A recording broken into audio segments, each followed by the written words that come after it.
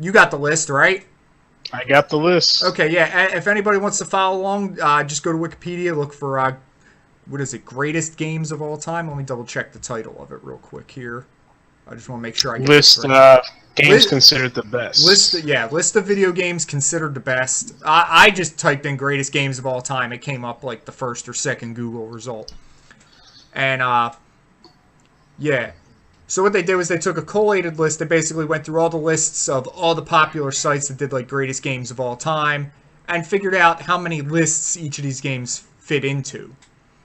And so Chris, the game at the top, they made more lists than any other.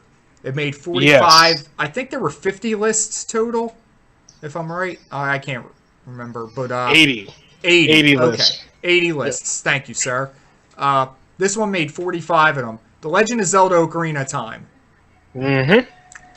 Arguments? No arguments. Okay. I've never heard one person say anything bad about that game, ever. Yeah, I admit by today's standards it probably seems a little small, but for like its time and for the idea of transitioning Zelda from 2D to 3D, this game was just amazing. You know, I mean, I think every gamer who played this and got to Hyrule Field remembers that first moment when you like kind of walked out of that little tunnelish area right out into Hyrule Field and it just was like right in front of you. You were like, oh my god, like this is insane, you know? Like the scope of the 3D felt like just it was something else. It was so like immersive for its time, you know. And it existed in a pre-Grand Theft Auto 3 world. You know what I mean? So, like, this was, like, the open-world game of its time, you know? I can't argue with it. It had charm, too, which is something I always love when a video game has that. Like, Kid Link, it was just... How could you not feel connected, you know? Like...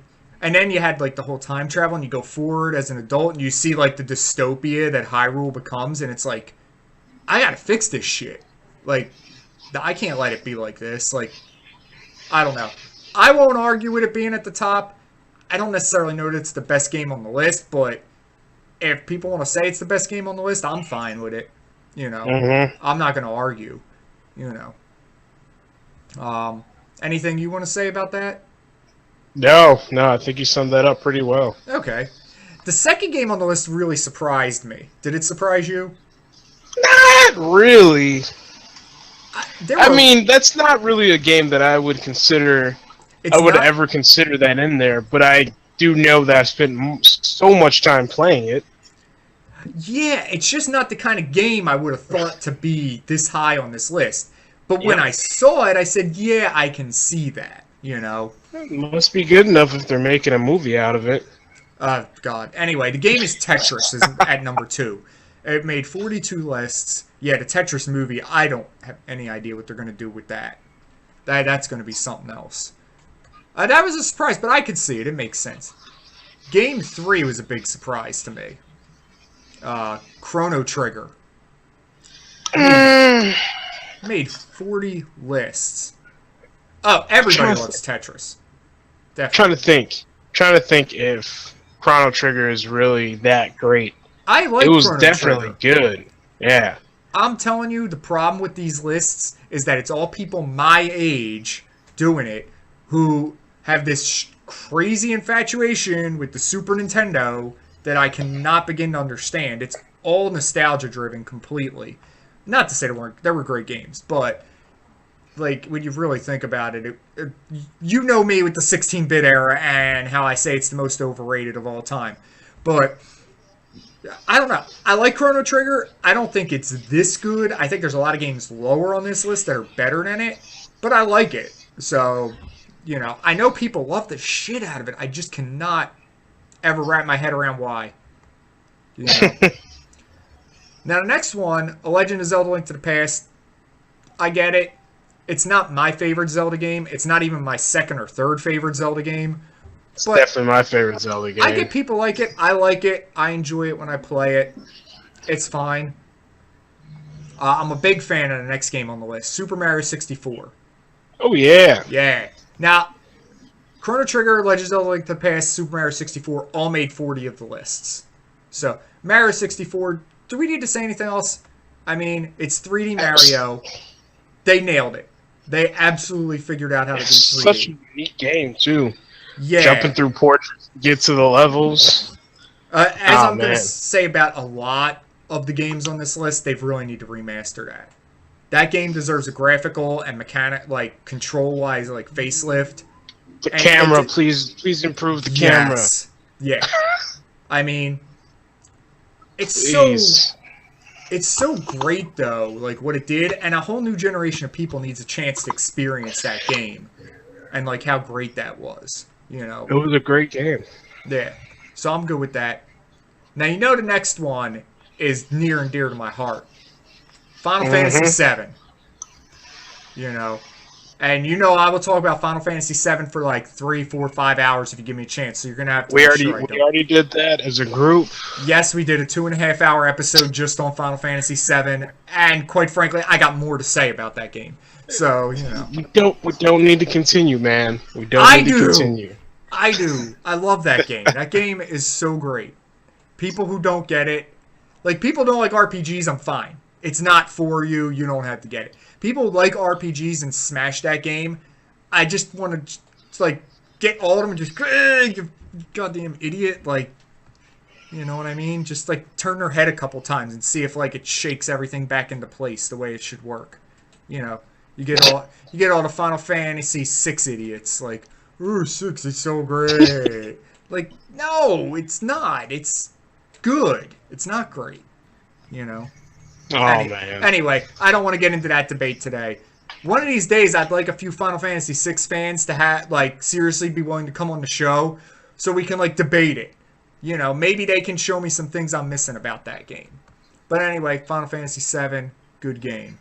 It's a very good game, man. Let's cover the rest of the top 10 and then we'll speed it up a bit. Because I feel like the top 10 deserve some time to themselves. So, yeah. Number 7 on the list, Street Fighter 2. Not one. Yes. I never got into Street Fighter. I tried to get into 2. I just couldn't. It's just so much fun to play with friends, though, man. Yeah, I don't know. Just have tournaments. It never clicked with me, man. So I know it's big time. You know. So, like, it wasn't a combo fighter like Marvel vs. Capcom is, or sometimes Soul Calibur can get.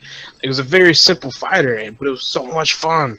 Well, you know I'm a Soul Calibur guy. I like the high, like, technical standards, although I know most people would say Street Fighter's better. I just could never get into it.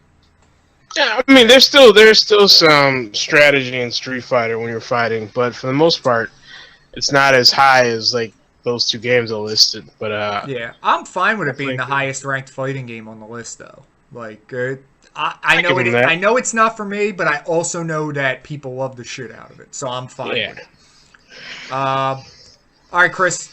Game number 8 on the list. This one's all you, because this is your game. You know I'm not a big fan of it.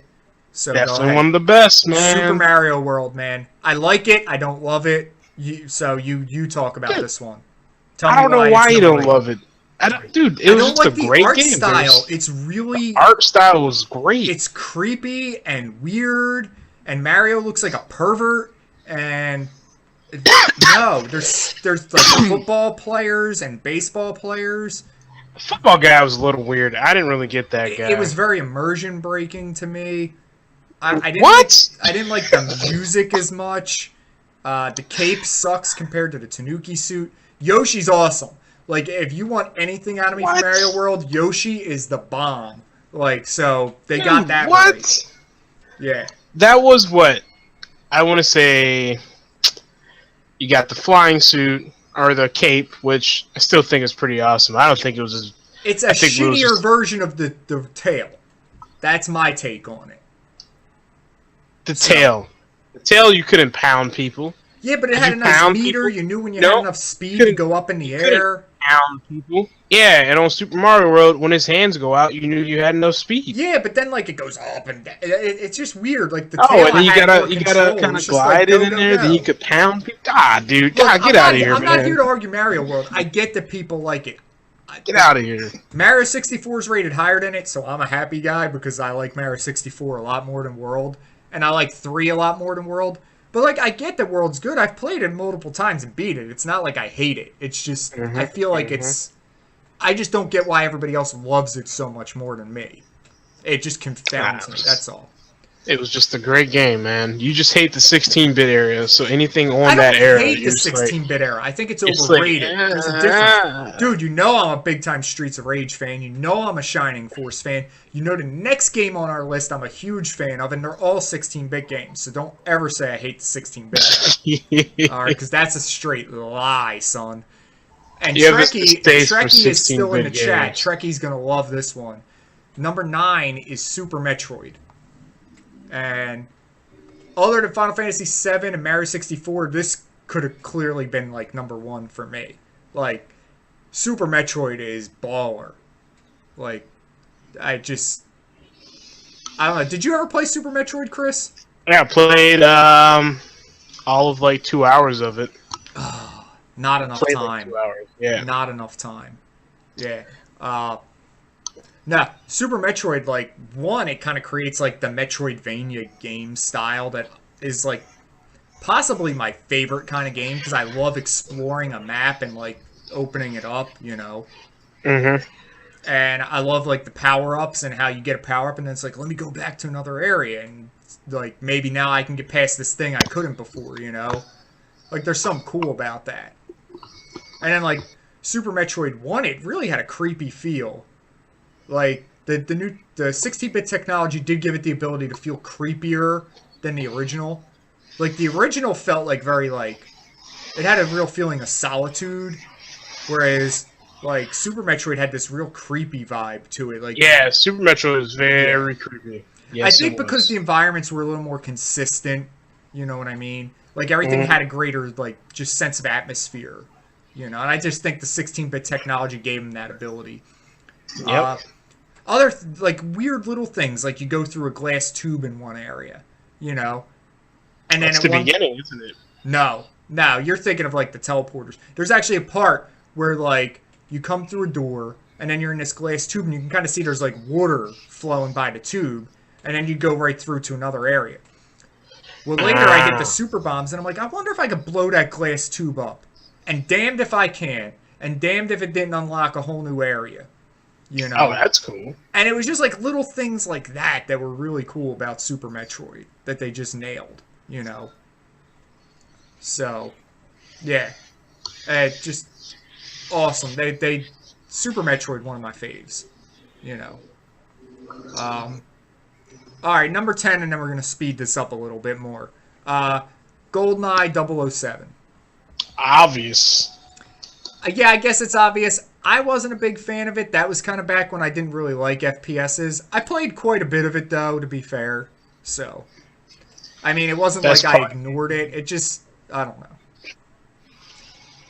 Like, I wouldn't consider it a greatest game of all time.